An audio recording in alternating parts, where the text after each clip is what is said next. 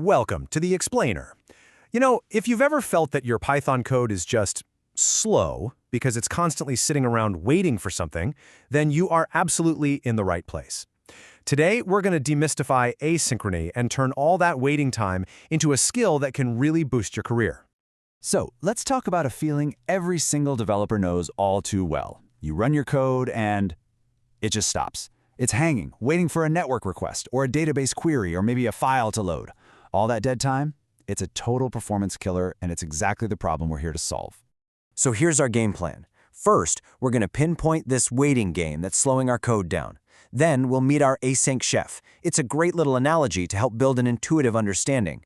After that, we'll break down the core ingredients, see them in action, and cover the essential rulebook before tying it all back to why this is a skill you absolutely must have for your career. Okay, let's dive right in. The entire issue, really, it boils down to one single concept: blocking code. And all that means is any line of code that forces your entire program to just halt and wait for it to finish before doing anything else. Just look at the difference here. I mean, it's night and day. On the left, you've got traditional blocking code with time.sleep. It's like a massive traffic jam. Everything just grinds to a halt. The whole program is frozen solid. But on the right, the non-blocking async.sleep is like hitting an open highway. It lets the program pause one little task and immediately switch over to doing other useful work. That right there is the fundamental game changer. So how in the world does Python pull off this kind of magic? Well, to make it super intuitive, let's just forget about code for a minute and step into a really busy kitchen. This is our mental model. We've got one single chef, and that chef is our single Python thread. But this isn't just any chef. This chef is an absolute master of efficiency.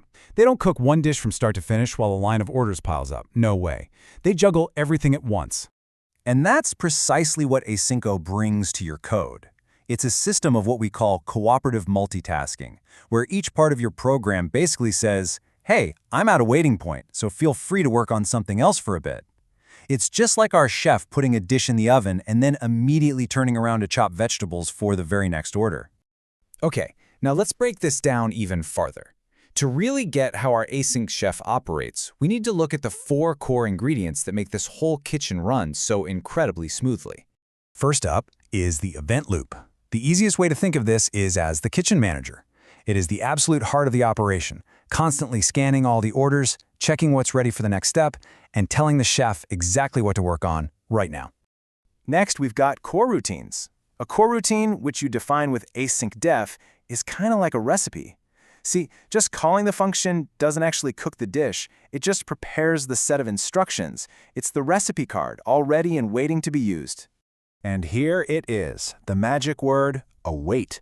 This is the special instruction inside the recipe that tells the chef, hey, this thing needs to simmer for 10 minutes. Go work on another order and just come back when it's done.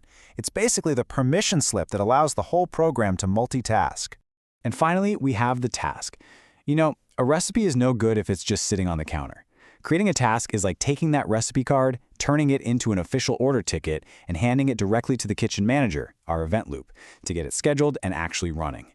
All right, we've got our ingredients. Now let's see how our chef puts them all together to handle a real dinner rush. With multiple orders flying in at once. This really shows the evolution of efficiency. I mean, you could handle orders one by one, finishing one before even starting the next, but man, that is slow.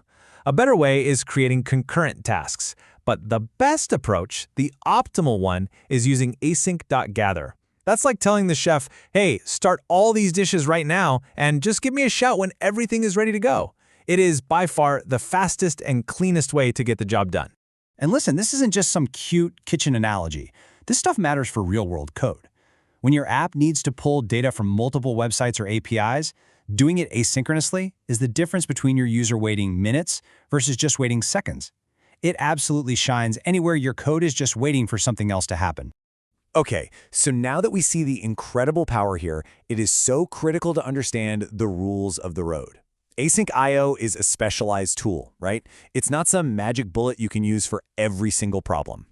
The most important rule is this one right here.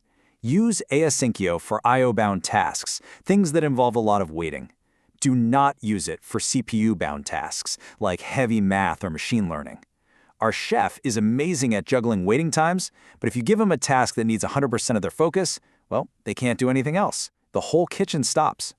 Hey, I want to save you some headaches, so here are 3 classic mistakes to watch out for.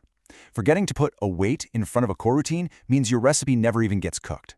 Using a blocking call like time.sleep, that brings the whole kitchen to a screeching halt.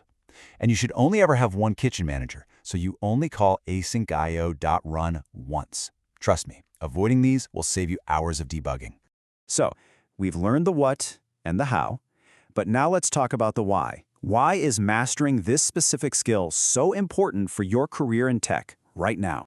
The answer is actually pretty simple. The modern tools that are used to build high-performance web services, they demand it. Frameworks like FastAPI and Scenic are literally built from the ground up on Asyncio. So if you want to build fast, scalable backends in Python today, this isn't just optional knowledge, it's a requirement. And you better believe this stuff is going to be tested in interviews. Being able to confidently walk an interviewer through these concepts, explaining the event loop, or why async is perfect for I/O, it shows a deep, practical understanding that will absolutely set you apart from other candidates. Ultimately, what we've covered today is really a fundamental shift in your mindset as a developer. Asyncio empowers you to move from writing code that just waits to writing code that actually works. It's the key to building the modern, efficient, and high-performance applications that employers are desperately looking for. So really, the only question left is, what are you going to build first?